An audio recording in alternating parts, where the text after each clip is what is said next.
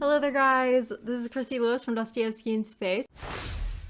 Today I'm doing my second video in a series of videos that are going through all of my notes on the Stormlight Archives because I'm doing a read-along called Stormalong 2024, which is a supplemental readathon to the Great Cosmere Long, which is going right now. So I'll link the information down below for the Great Cosmere Long and all of the Stormalong 2024 videos, and also the first video in this particular series going through my notes on the Way of Kings. So we're going to be going through my notes on the Way of Kings after chapter 23. So the first video is chapters 1 through 23. Hey there guys, it's actually a different day that I'm recording this because I found some extra notes. I had a library copy of the Way of Kings come in and realized, oh, I left these notes in it, a Kindle copy. So today's video is going to cover chapter 24 through chapter 43. I stopped at 23 in my last video, but I didn't have any notes for chapters 24 and 25. So my first note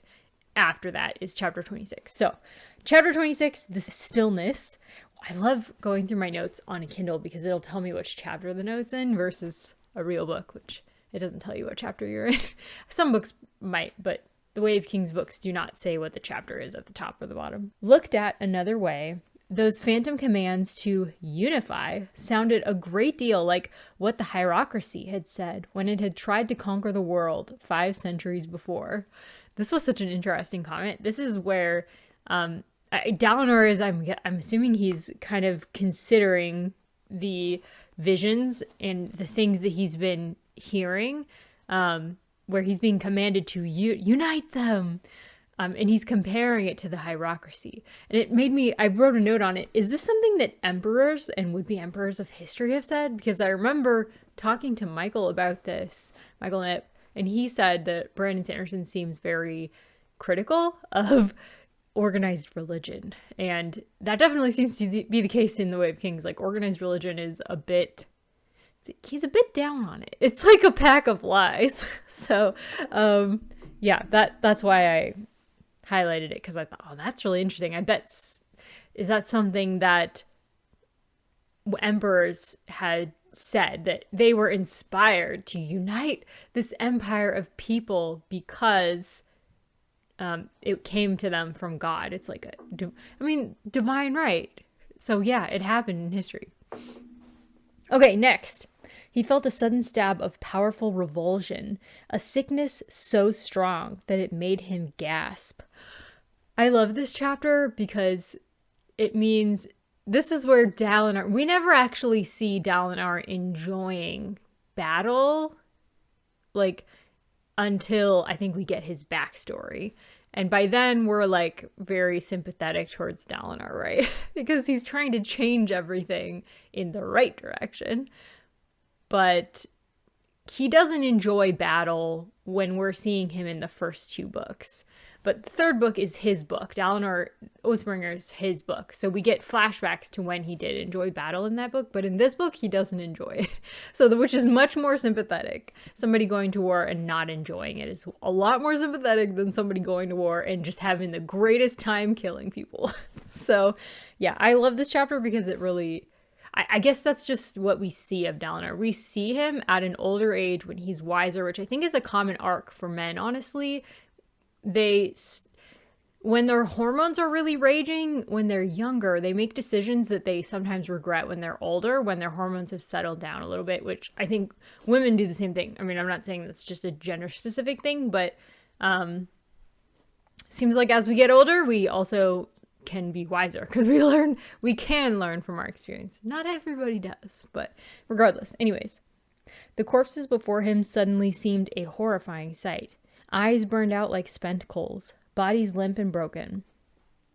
Bones shattered where Adolin had punched them, heads cracked open, blood. Okay, yeah, such butchery, such death. The thrill vanished. How could a man enjoy this?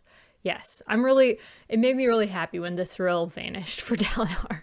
Because, yeah, anyways. Why had he been so horrified? The Parshendi had murdered Gavilar. It was right to kill them. He was a soldier. Fighting was what he did, and he did it well. This was he's trying to rationalize with his brain, with the part of himself that no longer thinks war is okay. And this is probably what he told himself in the past, and it worked in the past when he wasn't repulsed by the thrill and repulsed by war. In the past, he was like, this is part of the Vengeance Pact. I don't have a choice, you know. I need to stop these. I need to get justice against these murderers of Gavilar. So yeah, that's how they think. That's how you have to remember. You have to remember that about the Alethi. They tried to make peace with the Parshmen. And the Alethi culture, there's a lot of problems in the Alethi culture, but they did try to make peace in this instance and then were attacked. So you can't blame them for attacking, but it's still not like a great look to be doing this so many years later. And they have in, I believe, future books, you see more of what the Alethi have done in history and why they're such a dominant culture. So at this point in the book, I know when people first read the book, they're just like, the Alethi are like questionable morality. They're so questionable, and it's questionable that why Brandon Sanderson would even like, why are we reading from their perspective? Why aren't we reading from somebody? Why aren't we hearing from the Parshmen? You know? So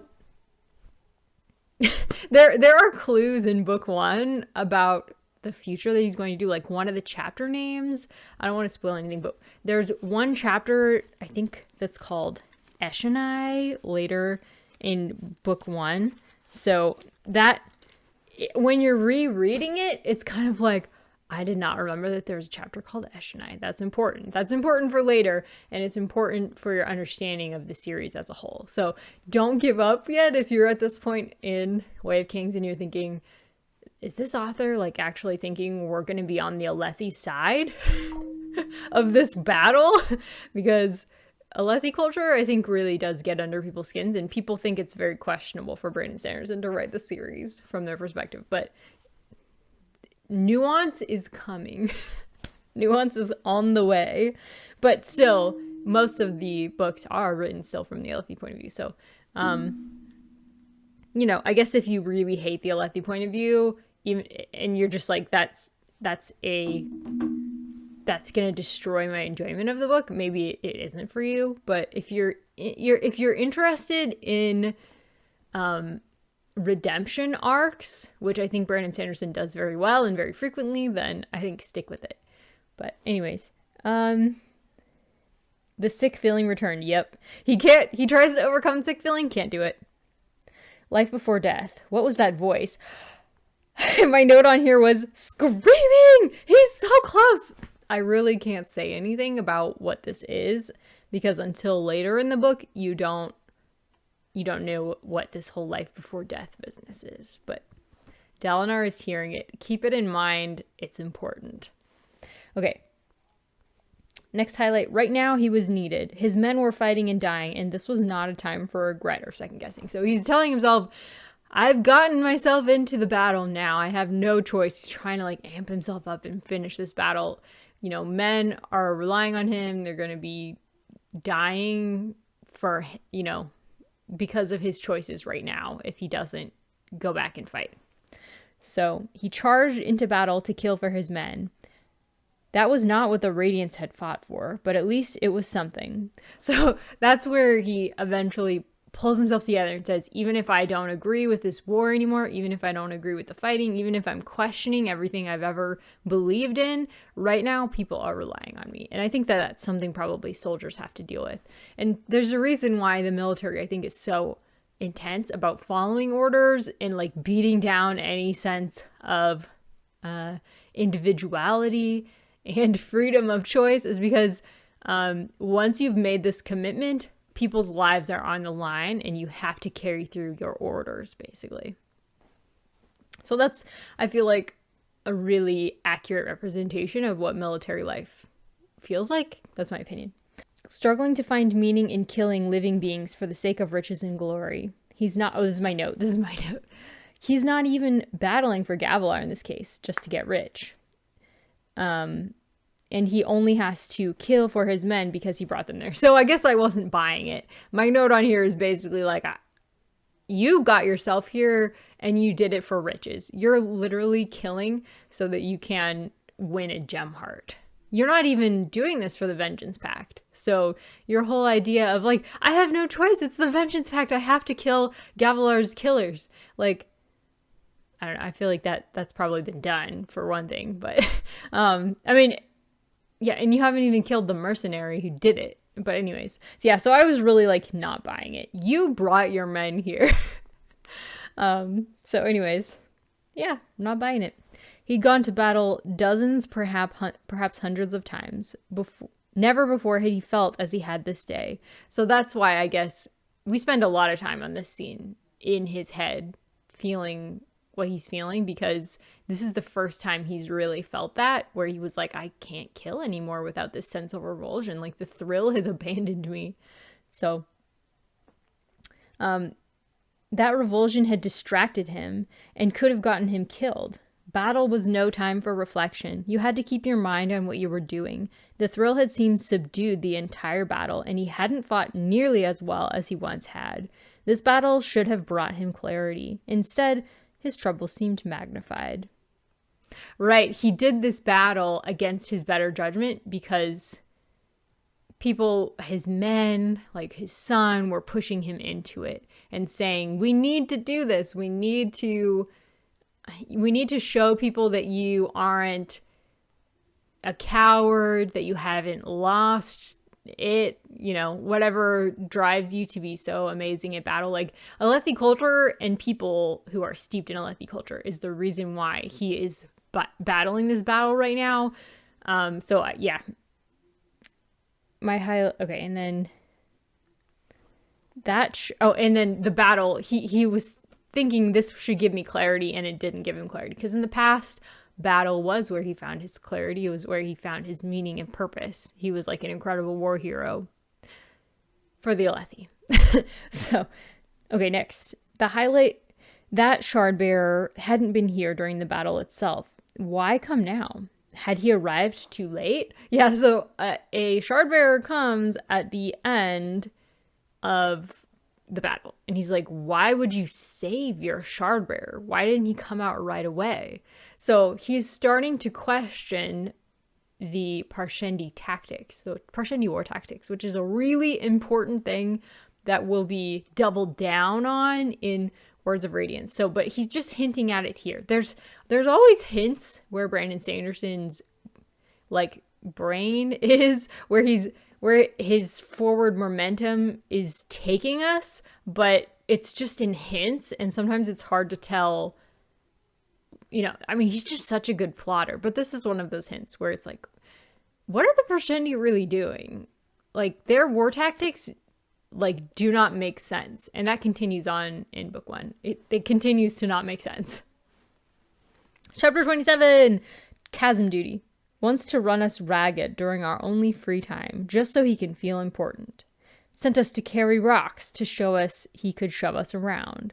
Bet he's never held a spear in his life. The bridgemen are criticizing Kaladin at this moment. Kaladin is starting to try and get the bridgemen to be working together as a team, and they are not buying his tactics. I think this must be where Kaladin's behavior gets them thrown into the chasms, and they're there like really regularly now, doing chasm duty. Yeah, the men is just showing how far Kaladin took his men. Their mindset in the beginning was like survive. It was very like convict style mind frame, like a life in prison type mindset. He fought to keep his men alive.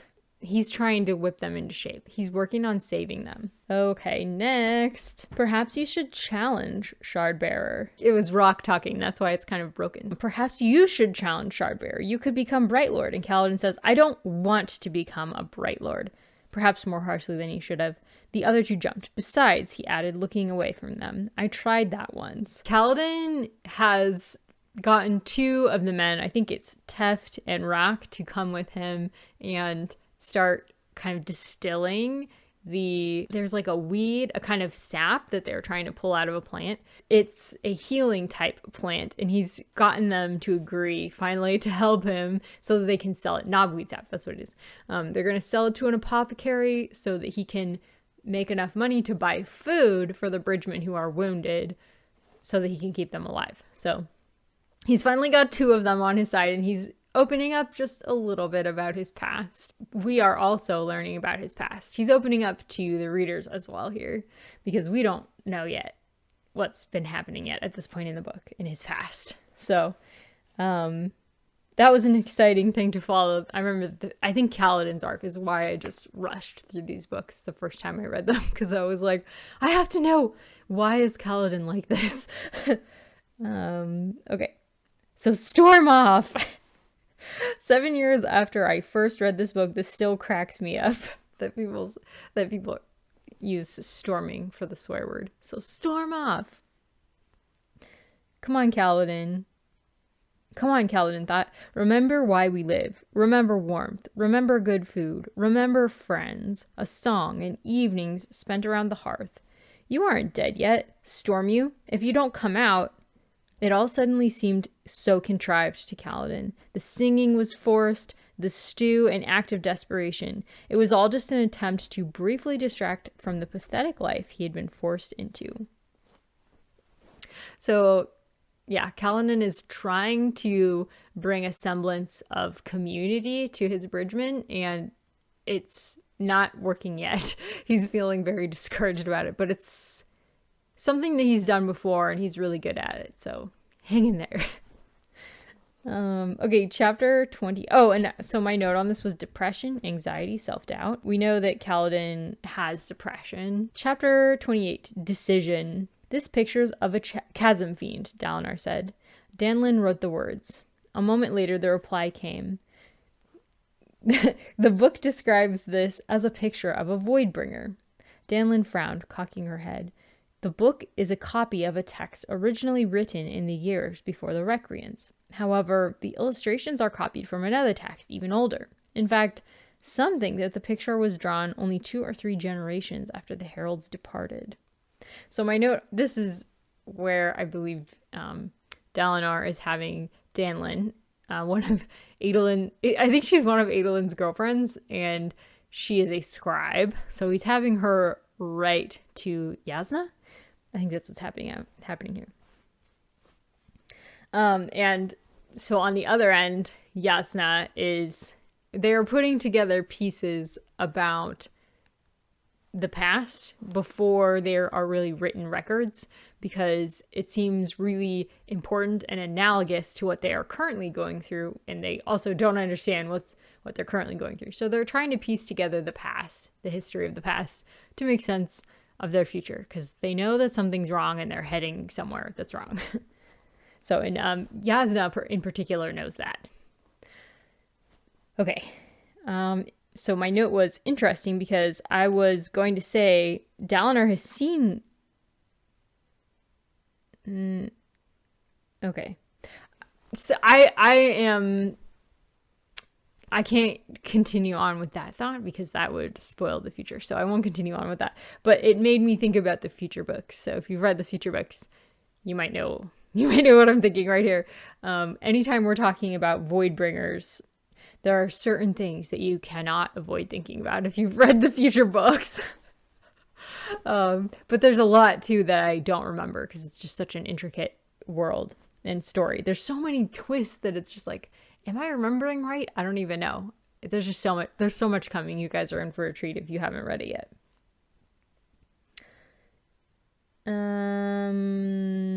Okay. Before you jump to conclusions, Danlin read, this is Yasna writing back.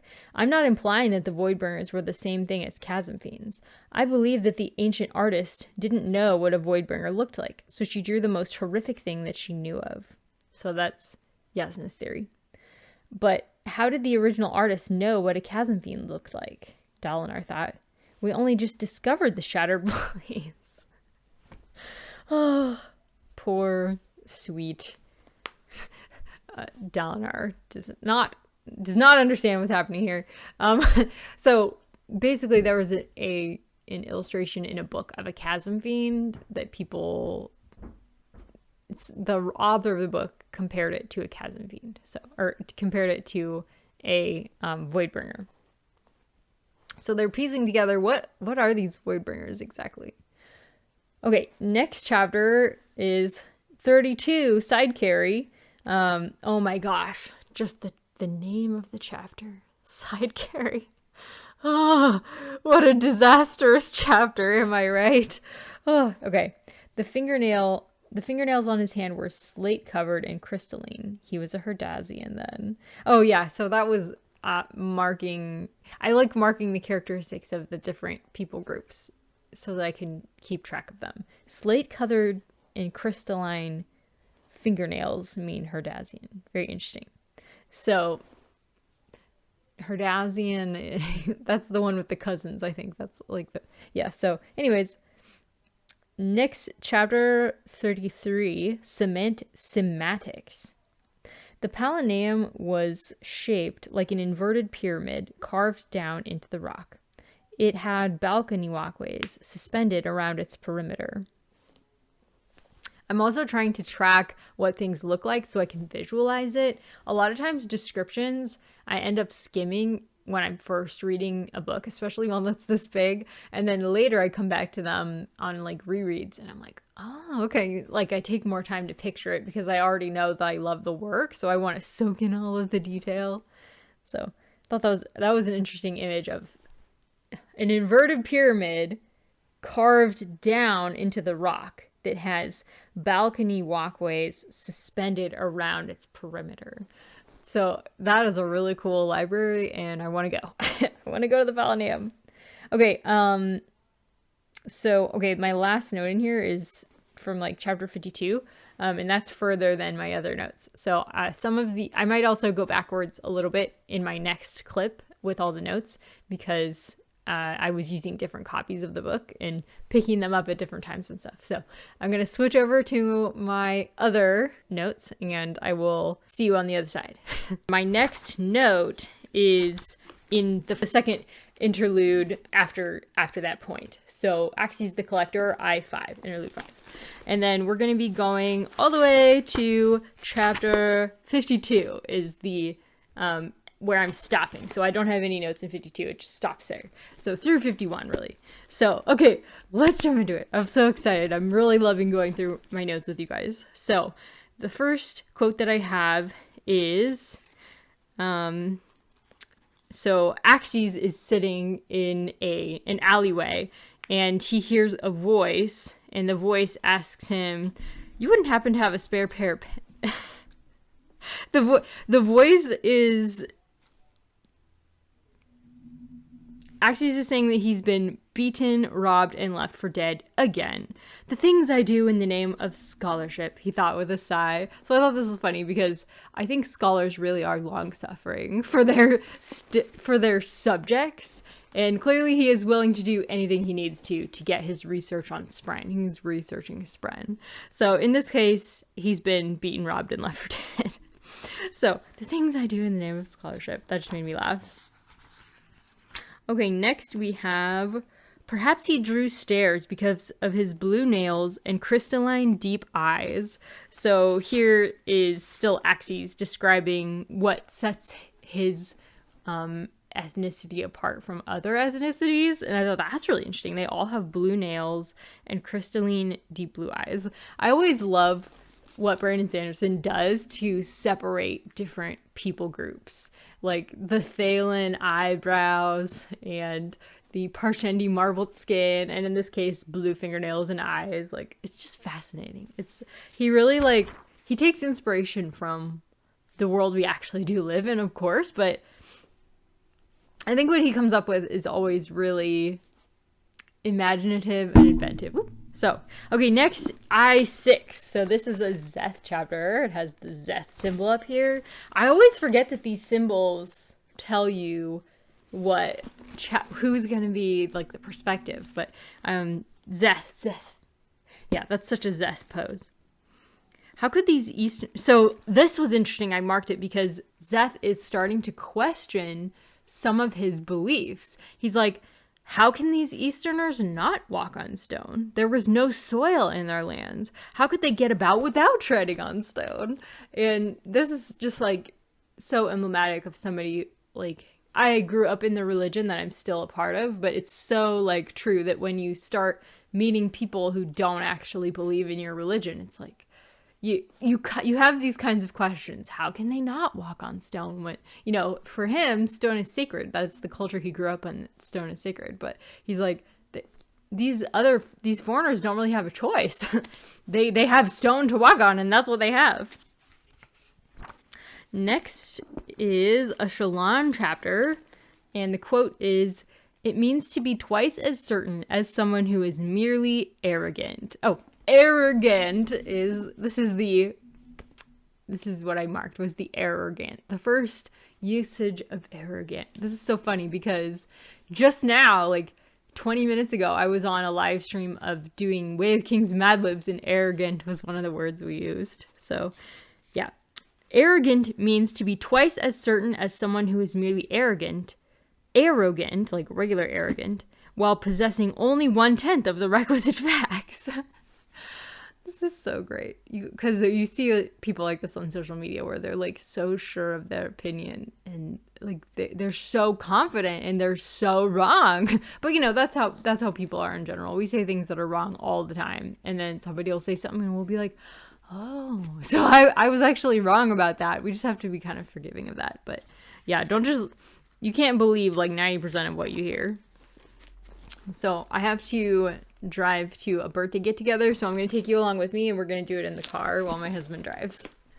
Okay, so our next tabs are in this Shallan chapter where she and Yasna are talking about like morals and ethics. And I always find that really interesting. And they're talking with Taravangian. It's right after a conversation where Shallan is like, he's not very bright though. So Yasna says, "I believe in my own morality, which answers only to my heart, that it's more sure and true than the morality of those who do right, only because they fear retribution." So it's like Yasna and the king are talking in this case, and then Shallan later is like, he's not very bright, it's not really fair for you to be talking with him. But I find these conversations really interesting, and so I always think Brandon Sanderson does interesting things with morality, because I think he is a Mormon, but he also considers himself a rationalist. So he thinks really hard about religion and organized religion. But anyways, okay, so the next thing. "But didn't you yourself argue that the way we act, the way we feel about right and wrong, was a defining attribute of our humanity? You used our innate morality to prove your point. So how can you discard my feelings?" So Shallan was actually like, "This, you're kind of contradicting yourself here. Like, if our morality is more," what did she say, was more sure and true, what happens when my morality conflicts with your morality?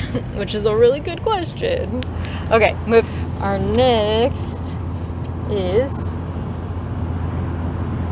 "There are worse things to be than a disease," she said, idly thoughtful.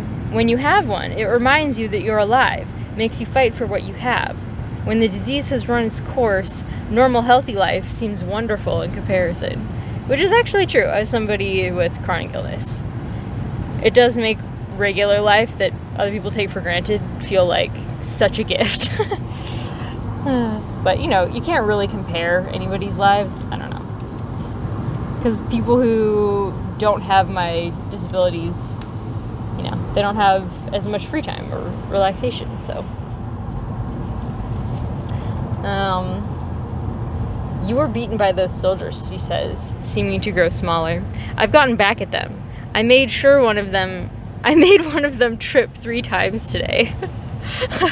Still is trying to get back at soldiers who beat Kaladin after he tried to save his bridgeman by doing the side carry in a battle, and like tons of people died because he changed up the tactics, and then other people who hadn't practiced it tried to do the same thing because they saw him and his crew do it. So he gets hung up to be out in the high storm.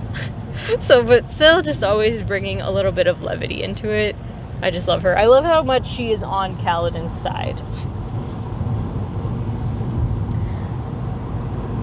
Well, is this? Oh, well, is this? Okay, so this is when Rock, this part actually made me cry.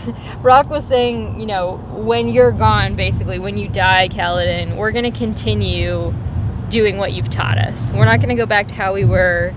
You know, maybe we'll all die, but we'll do the fires. We'll be making a tradition out of laughter and eating together and living, even though for some people it sounds like your life is over if you're a bridgeman. Yes, so my comment was crying. Okay, next. And I need to do a video talking about this, but if you're wondering why I have other things written on here, it's because when I'm learning languages, sorry, that was a bump. Sodam is the Korean word for small talk. So I need to do a video on that. Okay, so my comment here is, this conversation reminds me of A Careless Rage for Life. Dorothy Sayers talks about how nothing your parents taught you counts. Only what you learn for yourself counts. So Shallan is asking Yasna, how do you know what is right, Yasna? If you don't listen to the devotees, how do you decide? And Yasna says, that depends on one's philosophy. What is most important to you? I don't know. Can you tell me? So Shallan, I think this is really accurate because people, you know, they don't know what they believe about anything yet. They're still like absorbing. So it's really helpful to have like some social guidelines for like morality and society and stuff like that. And so I think that's what Shallan's grappling with. Yasna is like, nope, you're becoming an adult. You need to start thinking for yourself and not just believing what your parents told you about the devotees. So Shallan is grappling with that. And I think they do, that relationship illustrates that point really well.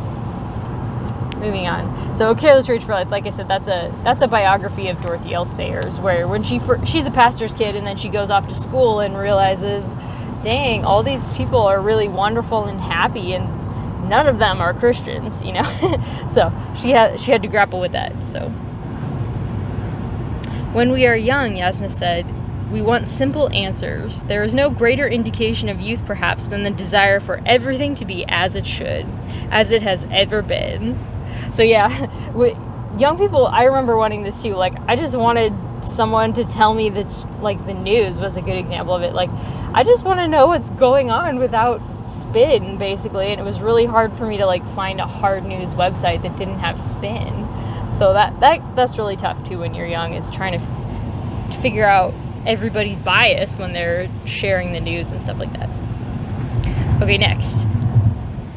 What was done to you? Shallan wondered with horror. This is after Yasna takes her into an alley, attracts a bunch of robbers, and then just like kills them because they try to steal the soulcaster and hurt them. And so, yeah, Shallan's like, what was done to you? So Yasna says, tonight's actions came about because I chose this path, not because of anything I felt you needed to see. However, the opportunity also presented a chance for instruction, for questions. Am I a monster or am I a hero? Did I just slaughter 4 men or did I stop 4 murderers from walking the streets? Does one deserve to have evil done to her by the consequences of putting herself where evil can reach her? Did I have a right to defend myself, or was I just looking for an excuse to end lives? And Shallan's like, I don't know. And so Yasna sends her off on a research project to research all the different philosophies on that, which, yeah, that is another thing that you learn growing up, is it's hard to figure out a hard answer for anything. Very little that we can just say, that's black and white. Okay. So this quote, Stormfather, Cal whispered, you did steal the spheres, didn't you? So this was a revelation where Kaladin and his father, the surgeon, Lyrid, are talking. And they're talking about these spheres that Kaladin's father said that their Bright Lord Wistio had given him in order to send Kaladin off to school, and basically like sending him off to surgeon school. And the whole town has accused Lirin of stealing these spheres, and Lirin was always like, nope, Wistio gave them to me, and Kaladin believed him until now. And now he realizes, oh my gosh, you actually did steal the spheres. So in this on the Stephanie and the other co-hosts of the Great Cosmere Long we're doing on the Way of Kings, it was, I forget who said it, but Science Lines Angela, I think, she had so many good revelations, to share about this, and this was one of them. That this chapter where Kaladin is realizing that, oh my gosh, this is not black and white, like, you did steal it, and is that okay or is that wrong? Right after Shallan also just experienced the same thing with Yasna. So it's kind of juxtaposing those two situations where they're both learning that right and wrong is not super simple all the time. Okay, next. I can't decide if what you did was incredibly brave or incredibly wrong. Yeah, so that's what Kaladin is like. Was this cool of you to do? Or like, should I thank you for this? Or should I be like, oh my gosh, give the spheres back? Okay, next. He fished in his pocket and pulled out 3 diamond spheres. It had been a long, long while since he'd saved anything of his wages. But he'd held on to these, thinking, worrying. They glowed with stormlight and said, so this, oh my god, the quote on this was, I was so excited as the scene was developing. As soon as, is it Taft? He pulls the diamond spheres out of his pocket when Kaladin has survived the storm at this point. He's survived being strung up in the middle of a high storm, and now he's like on the edge of death. And Taft pulls out these spheres, and I was like, I know what's coming. So he puts them near Kaladin, and Kaladin breathes them in. He breathes in the stormlight, and then he starts healing and getting better. And so that's when Taft knows that Kaladin, can I say it? I probably shouldn't say it yet, but he knows that Kaladin can breathe stormlight. That's probably all we can really say. But Taft knows something about this, and we will also find out what it's about. So excited when I read that. Okay. Next. Do you have any idea the kinds of supply lines and support personnel soulcasters replace? Without them, warfare is virtually impossible. You need hundreds of wagons filled with food every month. And so my comment was, I remember that this is something that it's a problem that a lot of novelists had in the past when they were writing about war. They kind of forget that you can't just have a million troops without feeding them. You actually have to feed them. So, yeah.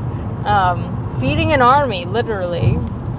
There's a lot of warfare tactics that novelists have to understand in order to be able to write realistic warfare. Or they can write a workaround like Sanderson did with the soulcasters.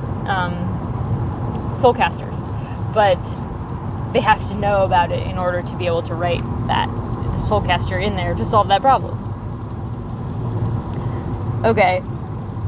She wrote, 1 week, she would be on that trip. It made her heart break to realize it, but it had to be done. So this is when Shallan is debating whether or not to leave Yasna now that she has the soulcaster. And my note was, that's what you think. So this is a K sound.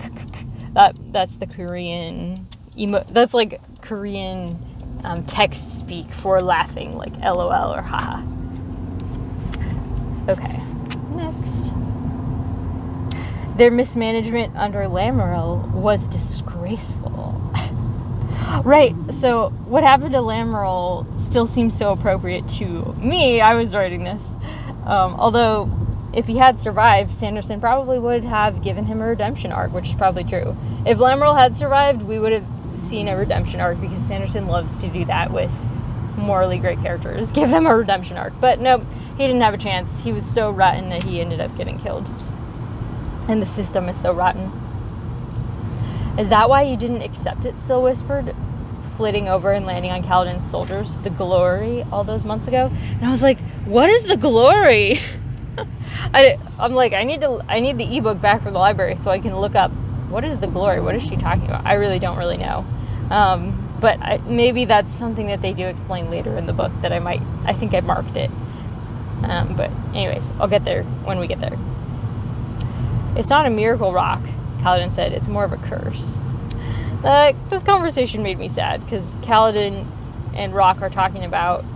Kaladin's really depressed because he is always surviving and his men are never surviving with him. And Rock is like, that doesn't seem like a curse, but to Kaladin it feels like a curse. And he ends up basically telling the bridgemen that he does, like, what he's doing, you know, there's no answer, there's no solution, they're just all gonna end up dying anyways. That's how Kaladin feels after he learns that bridgemen are actually there to distract from the soldiers. Like, they're supposed to be killed. That's their whole purpose. Next, you know, journey before destination. What does that mean? I don't know, Tef said, looking down quickly. Just something I heard once. Right, Tef. That's super believable. Okay. Was that the first time journey before destination was mentioned? I think it might be. That's probably why I marked it. Sometimes he gave them hope, but what was hope except another opportunity for failure? How many times could a man fall before he no longer stood back up? Yeah, that's really how he's feeling. I think that's partly depression making him feeling that way, but also his situation is really depressing. How many times do I have to keep getting up until I just decide it's stupid to keep getting up, basically? But that's kind of what you have to do. You have to keep hoping that life will get better when it's really hard. That is the last note that I had time to mark before my car ride ended, so I will come back to you with future notes in a future video for chapter 44 through the end of the book. I can't wait! Thanks so much, guys. Let me know your thoughts in the comment section. Take care until next